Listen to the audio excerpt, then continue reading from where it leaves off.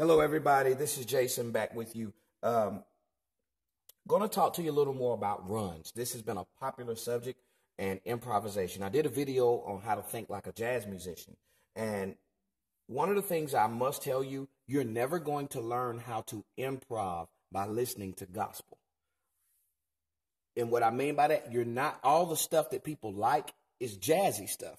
And you're not going to learn jazz from gospel.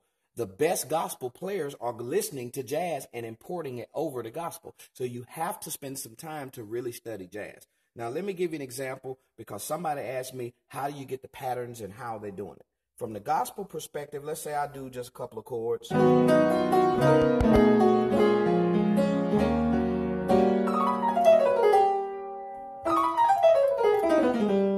right, I stopped on the G diminished chord.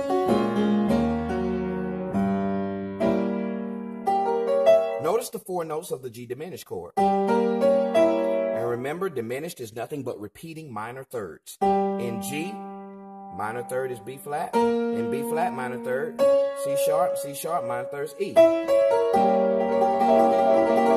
right? What happens is a lot of your best gospel players who have great ears and a lot of talent, they'll find common tones to this. So let's say they start at the top, but instead of going, that's a little boring, they're going to add a few notes. And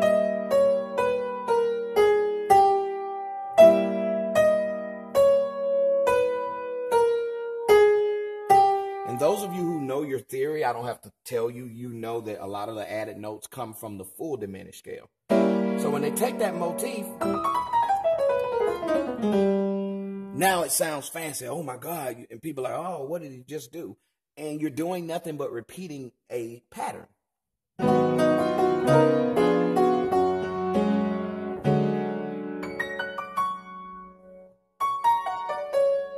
Hear that pattern? Now when that's done fast, people are like, oh, that sounds great. All I'm doing is an E13. But look at the notes. Instead of doing the A flat, I'm going to choose to cover it with the B flat. And I'm going to use the top note as a pivot note.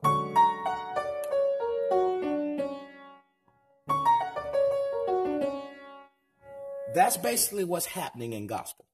And you get people to just freak it out and do it on a different level. But let me give you an example. In jazz, you're thinking the same way when it comes to patterns, but here's the difference between jazz and gospel. Gospel, you'll learn this nasty run or this riff, and you really don't know its application. You just know, hey, do it over this chord.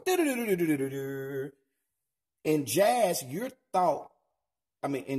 supposed to come up with patterns spur of the moment in the middle of the song. Meaning, you're supposed to know your scales well enough to just come up with a random pattern. Let's say we're doing a 2-5 in C. And then the C goes minor. And goes from C minor to F7. I just did a 2-5 in C, and when I made the C minor, I changed the key. Because a minor chord is always looked at from one of three perspectives. It's either looked at as the 2 chord of B flat, or the 6th in E flat, or it can be looked at as the 3 in A flat. But those who you know your theory know we really don't use the 3 that way. That's a Phrygian mode, and we don't really use a minor chord there. It's most of the time used as a sus chord. But anyway, 2, 5, 2, 5, and let's continue on. Let's do B flat minor to E flat 7, which is the 2-5 in A flat. So basically by doing 2 5s, I'm in C. By making it C minor to F7, I'm in B flat. And now by making it B flat minor to E flat, I'm in A flat. You see what's happening? The keys are just moving down by whole steps. So let's say I'm playing a song in jazz that goes and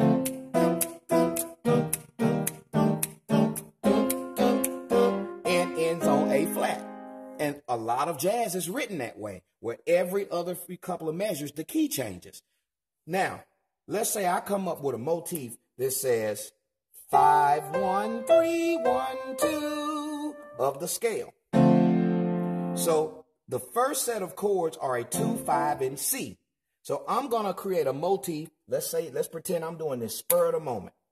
5, 1, 3, 1, 2. Now when the key changes to the C minor, I do a 5, 1, 3, 1, 2 in B flat. 5, 1, 3, 1, 2. Now I change the key and do the 2, 5 in A flat. 5, 1, 3, 1, 2. You see what's happening?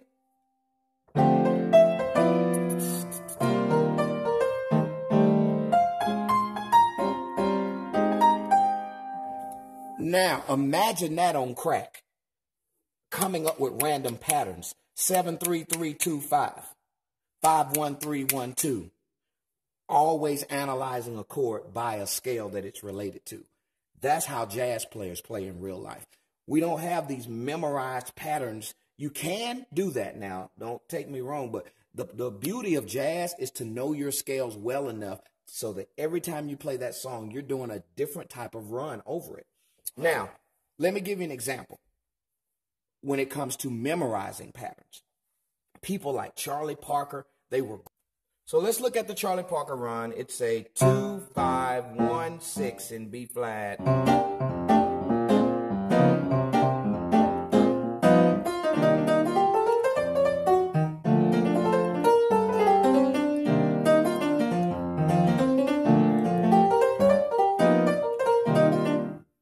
So you see what's happening? The run gave me so much information. The 2 chord being C minor.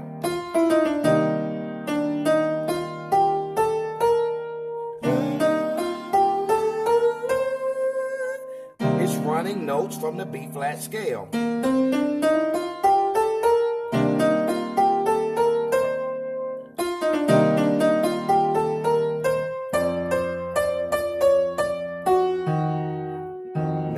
This is very good theory. On the F7 chord, that's a flat 9. All right, there's a sharp 5. It hits the 6 or the 13 because it's dominant. Flat 9. Outlining those great notes.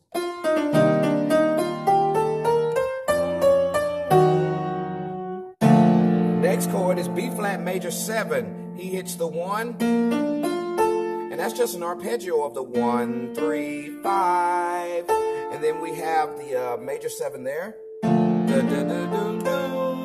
the 9, just simple scale positions, and that's what you learn by playing a lot of jazz. Let's go to F.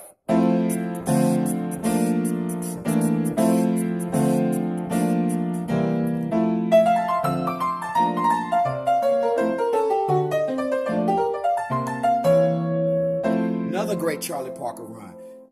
You've got to get out of gospel if you want to learn how to play gospel better. That's why I'm not that cat that's going to always be doing a whole bunch of gospel videos. There are people who are for that, but I like to learn theory for what it is. If you play a 13 sharp 11 chord, you need to know what scale it comes from. It comes from the melodic minor scale. And you need to know what notes that you can improvise over it with. It's okay. The number system is good, but the number system does not represent all of music theory. All right, let's try a real world exercise. I'm going to do a 4 chord pattern in C. I'm going to make the first chord C major, D minor, E minor, and I'm even going to make the 4th minor. So it's dun, dun, dun, dun, dun, dun, dun, dun. Now, I'm just going to do a simple little, not anything complex, but I'm going to make all my runs cover this chord progression like the whole thing is in C, but I'm going to analyze it like all my mind is thinking about is C. And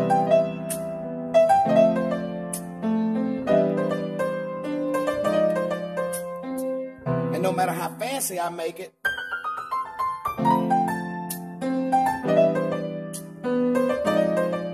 I'm still analyzing this whole progression only from the standpoint of C. Now, let's make it simple like I said. Every one of these other chords are minor. C is major, but we have a D minor chord, we have an E minor, and we have an F minor. For just this lesson's sake, let's analyze every minor chord like it's a 2 chord. All right? So over the 1 chord, C, we know we're going to do a C run. Over the D minor, it's the 2 in C, so we can continue doing a C run. But now, instead of doing C over E minor, thinking, hey, this is just the 3rd of the key. That's the number system telling you, hey, this is the 3rd. Get the number system out of your head. E minor is the 2 in D. So while the song is still playing in C, your mind is now thinking, I need to improvise D over this. See how different that sounds? I'm trying to keep the run simple. Now when I go to F minor, it's the 2 chord in E flat. So listen to it. I'm going to play 2 passes. First pass, just analyzing it from the key of C.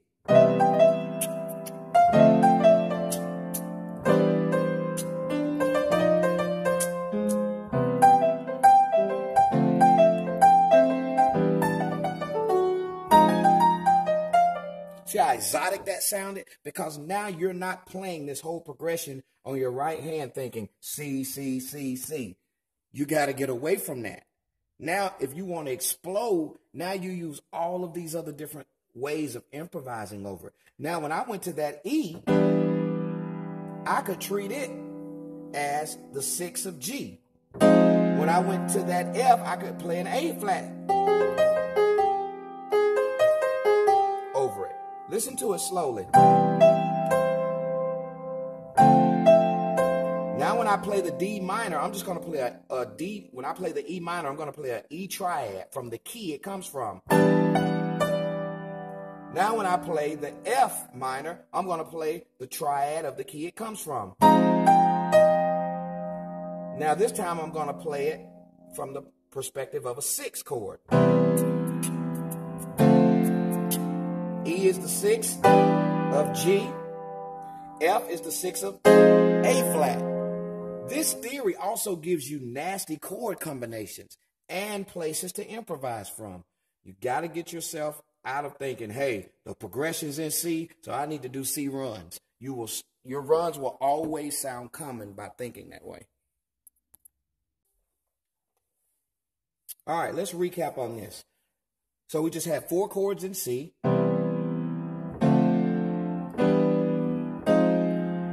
And we know the 2, the 3, and the 4 have all been minor in this example. Now, the old way of thinking is saying, hey, man, I'm just grooving in C. 2, 3, I'm on the 4 chord. Now, that number system thing, it's okay, but it's going to jack you up when it comes time to improvise. Because over the C major, we know we can run C. D minor is the 2 in C, so we can keep running C. Now when we get to the E minor, it's the 2 in D.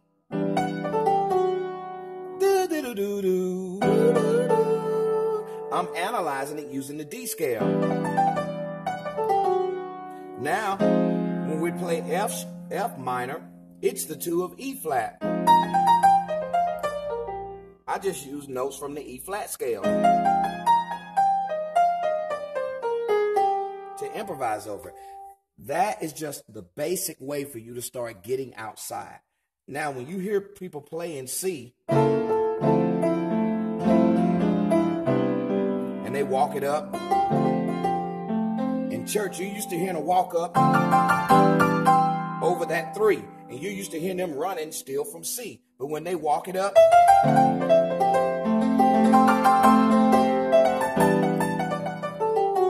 now you'd be like, whoa, he just went out. That's what people like Kevin and Corey Henry do. They don't analyze the chords from the harmony of the key. They go out and use other keys to cover the chord in the key that the song is playing in. You have to think multiple keys on top of keys to play this way. All right, thank you. I hope this brings some insight into